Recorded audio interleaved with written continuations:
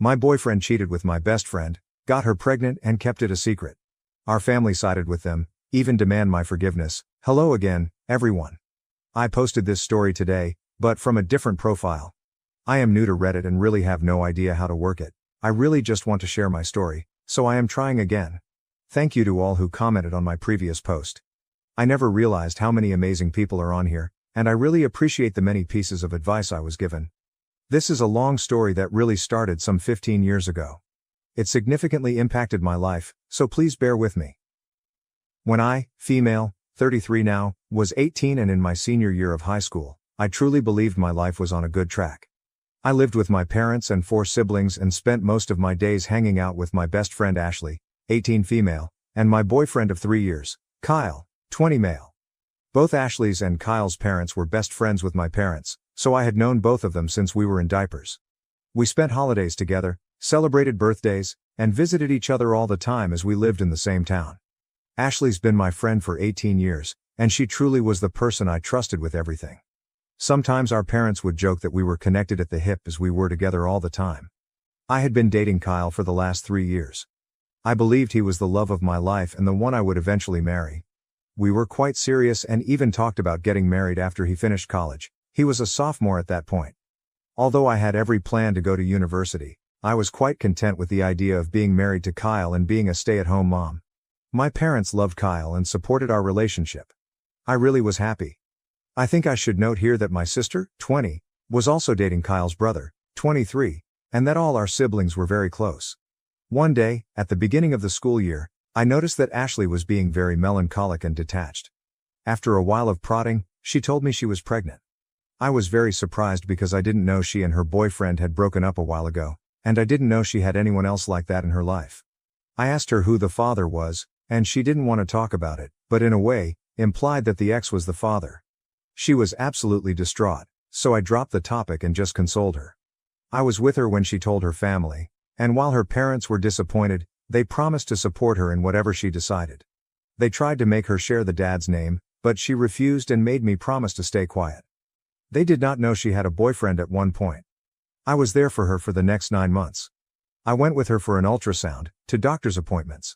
I was there for her when she was bullied in school for being pregnant. I helped her set up the nursery. I was there when she was sick or just felt down. I held a baby shower for her, went shopping with her, and I even took some parenting classes with her. We chose names together, and she even asked me to be with her in the delivery room. I noticed that the pregnancy was really taking a toll on her emotionally and physically, and I tried to support her in every way possible. She was my best friend, always there for me, and I loved her. About 2 weeks before her due date, I went to the mall to run some errands and ran into her ex. Although I promised never to contact her, the knowledge of my friend's emotional state sent me into a fit of anger, and I confronted him. I gave him a piece of my mind, told him what a piece of shit he was for leaving his ex pregnant and alone and not caring for his unborn child. He was shocked and said that he had no idea what I was talking about. Ashley never told him about the pregnancy, and when I told him she was 9 months pregnant at the time, he said that it was not possible for him to be the father as they broke up over a year ago and had no relations since then. I was confused but apologized for yelling at him in the middle of the mall.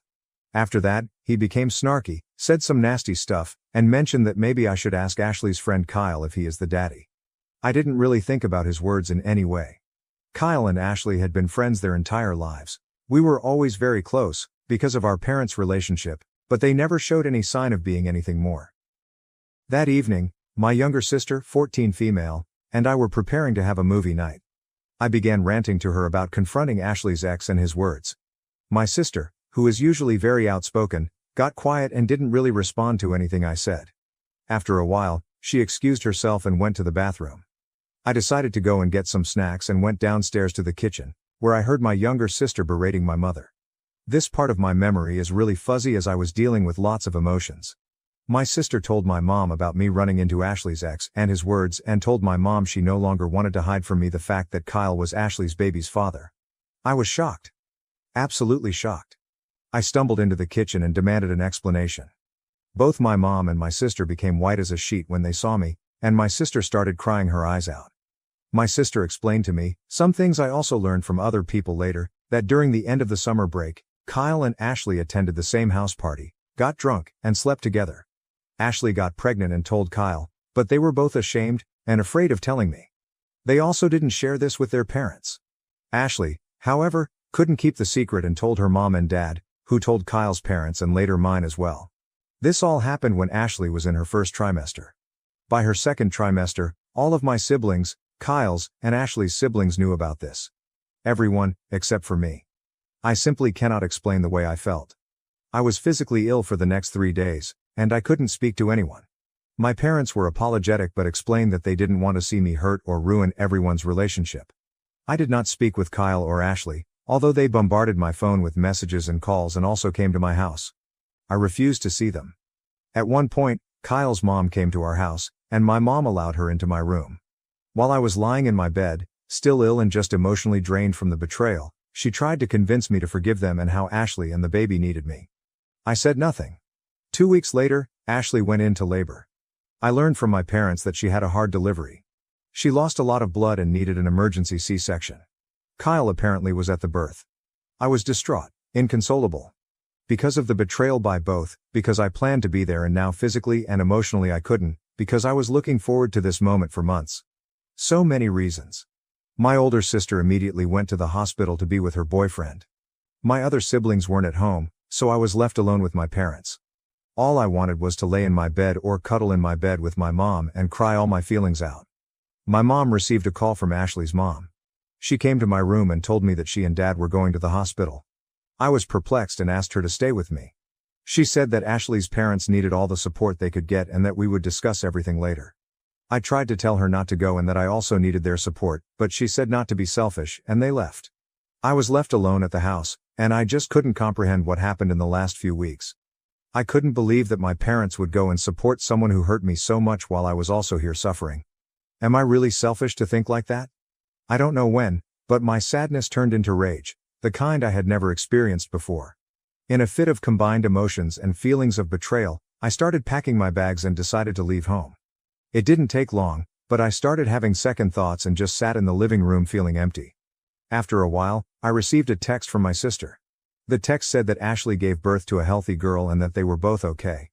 She attached a picture of the newborn and told me they named her Sarah, the name Ashley and I chose some months ago. She sent a second text a while later, telling me that my parents and she were going to join Ashley's and Kyle's parents in going to a bar in town to celebrate. I don't remember much after that. I think I was just consumed by everything, and my memory is very foggy. I left. I took a train and left. I stayed at a hostel in Phoenix for a while.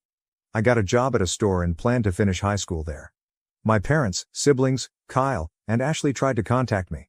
My mom was sending me a panicked voicemail, demanding I come back. They also reported me as a missing person, but I don't think it went anywhere as I was 18. Anyway, soon afterward, I met Dean, 21 male. He also lived in Phoenix and had a complicated relationship with his family. We really connected and became friends soon. He helped me a lot at that time. I struggled. I had no idea how to take care of myself or how to literally be an adult. He introduced me to his group of friends, helped me finish high school, and I moved in with him and his friends. He helped me deal with my pain. I really struggled at one point and also had some regrets. I wanted to see a therapist, but I most definitely couldn't afford it. He was there for me and supported me through everything, and I don't think I would have lasted long without him. We began dating after a year. He inherited some money from his grandpa and decided to move across the country to the big city. Although we weren't together for long, he asked me to go with him. I was a bit reluctant because we both had a lot of emotional baggage, and I was still very insecure in my situation, but I did go. We moved, got jobs, and tried to survive. Soon after my 21st birthday, we decided to get married. It was a crazy, spontaneous decision, but we did it. I enrolled in university, and Dean helped me pay for it. He himself opened a company that took off, and we were able to live more comfortably. I was in uni and also worked a part-time job to contribute. We had our ups and downs but somehow survived. After uni, I started working in his company, and we slowly built it up. When I look back now, I don't think I was in love with Dean when we got married. I loved him, but I wasn't in love. But he was there for me, always, unconditionally, and today I don't think I could love him more. He is the love of my life. We've been married for 12 years now, and we have a 2-year-old son and a 6-month-old son. Sometimes I regretted leaving my family behind, but I just couldn't go back. It was very painful. I felt like my parents chose Ashley and Kyle over me. I did go to a therapist when I was 25 and tried to deal with my emotions. Last year, at the beginning of the pandemic, I received an email from a 14-year-old girl named Evelyn. She explained that she was my niece, my older sister's and Kyle's brother's kid. She knew about me and wanted to meet me. Although I was reluctant to speak to her, we did exchange some emails. Let me note that she did not know what transpired 15 years ago, so the conversations were pretty innocent. We talked about her school, interests, and she talked about my family. I learned I had 10 nieces and nephews. I also learned that Kyle married Ashley 4 years after I left and had 2 sons besides Sarah. My parents continued to have a friendship with Kyle and Ashley's family, and to me, it really felt like my family continued their normal life despite me being gone. She tried to talk to me about what happened, but I didn't really think it was my place to explain things to her, so I simply said that relationships change and things happen in life that make us go our separate ways. We continued talking every so often for almost a year. In her email this January, she expressed how the pandemic had a big effect on her entire family and how my parents were struggling to keep their house and both my brothers lost their jobs and struggled to keep up with the cost. I was surprised at her knowledge of this as she was only 14, but the hardship was also causing tensions between her parents. I started to deal with a lot of guilty feelings and regrets. I also just had my baby, so that was causing me lots of emotions. I talked to my husband, and he was very supportive and told me that he would be there for me for whatever I decided. We are financially stable, and the pandemic didn't have a great impact on our finances. We are not rich but are able to live comfortably. After learning some more details and talking with Dean, we decided to help my parents with their house. A week ago, we flew back to my home state. I saw my family for the first time in 15 years. I had so many emotions, regrets, pains from the past, feelings of betrayal. My parents were, I think, relieved to see me. It was just such a weird day. We had a lengthy conversation and agreed to try and have some sort of cordial relationship. It's been so long, and I am very awkward with them. Sometimes they feel like strangers. Dean and I spent a week there, and we continued to have conversations, and I truly believed that we were on a path to having a friendly, yet distant relationship. But then my mom started insisting I have a sit-down conversation with Kyle and Ashley. She explained that she wanted to go back to the way things were. I told her I refused to talk to them. Although I moved on, I simply have no ties with them now and don't want to rehash anything with them. I told her I am prepared to try and establish a relationship with them as they are my family, and I truly came to care for my niece. But that I don't want anything to do with Kyle, Ashley, or their family. I never demanded they cease their relationship with their friends, but I don't want one. Dean supports me. My mom called me selfishly and said that I simply must try and heal our relationship. I told her I will not negotiate and that it's on her to decide whether or not she wants to have a relationship with me. She said okay. But 2 days later, I received a phone call from Kyle's mom. I did not give her my number, and she demanded, I talk with Kyle and Ashley as my return caused tensions in their relationship and their emotional health. I hung up. I called my mom and confronted her. Apparently, she gave that woman my number to heal our family bonds. I told her that she was choosing them over me again. She cried and yelled at me that I am selfish and that she just wants her family back. I hung up. It's been days since I spoke to any of them, although my mom and Kyle's mom keep calling. Although I think I am right and I believe I should prioritize my well-being and the well-being and happiness of my husband, who has been behind me 100% and even told my mom off, and my sons, I am starting to have some regrets. I don't know if I should listen to my mom and speak to Ashley and Kyle. I question whether I was overreacting 15 years ago. I am questioning whether I am truly being selfish for not actively trying to repair the relationship. I would really appreciate any advice or opinion on what to do in this situation.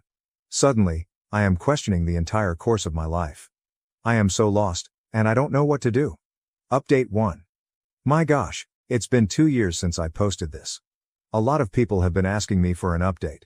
First of all, I want to thank all of the wonderful people who have been sending me updates and lovely messages. I'm truly grateful. A lot of things have happened in the last few years, not all great. Without making this 100 pages long, I never mentioned my little sister in my original post. Her relationship with my parents went downhill after I left home, and she went no contact with them when she was 20. I received her number from our older sister, and although it was awkward at first, it's been 15 years after all, we did start speaking again. She was very angry at me for leaving. A lot has happened in her life, and it wasn't the easiest. She has a toddler and a baby of her own, and I have to say that the kids have helped us bond again. She's my best friend, and we talk every day. As for my other siblings, I'm in regular contact with both my brothers, although we aren't close. My older sister and I have a good relationship now, but last year we had a longer period of not speaking. As she is married to Kyle's brother, it was hard for her to deal with all our and their family drama. We are cool now, and I have a lovely relationship with my nieces and nephews. I didn't go to my niece's birthday party. It just seemed like it would be too hard for me. Now to my parents. This one is a little painful for me to write, and at the time, it felt like I was reliving all those shitty emotions I had at 18. My mom didn't let up with her pestering over me not to talk with Kyle and Ashley. Her calls for that continued for months, even after I was home again. It bordered on emotional blackmail. She blamed me for not honoring her wishes, for her friendship problems and health problems, and even accused me of keeping her grandbabies from her. Last June, I had my daughter, and it seems like that sent her completely over the rail. What I mean by that, 100 plus calls a day, messages every 20 minutes to pester me about random things, sending me updates about people I never wanted to know about. When she started pestering Dean, I was done. I was afraid to block her, so I spoke to my father. This was probably the first time in the last 17 years that we had a true heart-to-heart conversation. I was emotionally drained, tired from caring for 3 children, and just over everything. I probably poured all my feelings and emotions onto him. I don't know what happened to them afterward. He doesn't speak much about it. Her calls slowly ceased, and something else must have happened because in August, he filed for divorce. My father and I are in regular contact, although I don't think we'll ever be back to normal. Mom is devastated. In August, her calls became insane, and apparently not just with me. I've changed my number since then, and as of February, she has not been able to reach me. I've been told by one of my brothers that she has problems with anxiety and depression and has lost a lot of friends. I don't really know whether or not she continues to have a relationship with Kyle and Ashley's family. I don't want to have anything to do with her anymore, nor do I want her near my kids. The things she's said to me, about me, and about my husband, whom she really doesn't know, and after 15 years of no contact, is crazy. Although I regret not having a mom, I feel like trying and fighting to repair the little remnants of our relationship would be a waste of my emotional energy and just pure torture. As for Kyle and Ashley, I've received some calls from Kyle's mom, as I mentioned in my original post. I blocked her, and no other calls have been received from anyone. I really don't know what they are doing or where they are. I've had no contact with them. The only thing that really happened is that, in August, when shit went downhill, my brother-in-law, Kyle's brother, brought me a letter apparently written by Ashley. I've not opened it, and I really don't know if I want to. I feel like I've moved on from them, but on the other hand, I'm curious as to what she has to say after so many years. However, that in itself could bring back bad emotions. I'm doing okay now, with my babies and Dean, who is a real trooper in all of this. I'm trying to focus on my family, and I really hope that this is all behind me. To all of you, thank you again. If anything else happens, I'll try to update sooner. Update 2. Dear everyone, I have no idea if anyone will see this, but during the last few months since I posted my update, I have received many messages with advice and words of support. I have no way of thanking you, but know that your words truly mean a lot to me. I try to reply to everyone, but it sometimes takes me a while. A lot of questions have been asked in these messages, and I can't answer them all at this time. I plan on updating soon. Just to quickly answer the most common ones. I have not read the letter yet. Soon after updating, I started therapy again, and Dean and I decided that it would be best if I gave the letter to my therapist and let him decide when and if I am ever ready to read it. I have not spoken to my mom since the update. I've received messages on Facebook from her and Ashley's mom, which is a first. The latter I didn't even read. I've since deactivated my Facebook for the time being. Neither Kyle nor Ashley tried to contact me via any social media. The only thing I know is that Kyle was asking my brother-in-law for my address or number, but brother-in-law refused them. That's when Ashley gave him the letter. He is in no contact with his family at the moment. They are separated, as per my brother-in-law, but he does not know whether they are divorced or not. Last week, my dad was in town. He does not know my address and has never been to my house. For the first time in almost 2 decades, we had an open, honest conversation.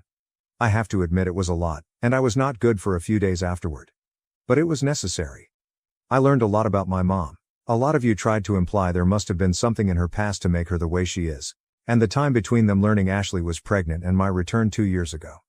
It's a lot to unpack, and I'll probably be in therapy for a long time. It's a lot really, so I'll have to write a separate update. Also, my little sister. She was not at fault, and I never blamed her for hiding the secret from me. She was a teen, and she knew it was wrong, but she was put under a lot of pressure by our mom. After I left, her life was hell, and our mom was insufferable and blamed her for a lot of things. Again, thank you for your words of support and encouragement. Lots of you sent words for Dean as well, and he has read them. You are right. He is the best, and I probably would not have been where I am today without him. Please appreciate your families, if they are there for you in good and bad, of course. Call your parents and siblings and tell them how much you love them. In moments like this, we realize how much we undervalue the good people in our lives. Thank you, and I hope you are all well. Some extra information. Hello. She was never bullied before, really. It started after she got pregnant. Our state is pretty conservative, so it wasn't well received that she was pregnant, unmarried, and without a partner. There was no physical violence, people were quite mean and kept reminding her of her mistakes. I don't know if people knew that he was the father. I always just assumed it was because she was pregnant. I've learned from my dad that apparently they weren't hooking up with each other before, but that could be a lie. But apparently, she did like him, so it wasn't really just an awkward, drunk one-night stand with just anyone. Knowing this fact would probably have killed me back then, but I sort of assumed without being told. Her ex suspected it. They didn't date anymore at the party, but I think he also never liked Kyle, so seeing them together like that was a red flag. I wasn't a party animal, nor was she, but I don't know.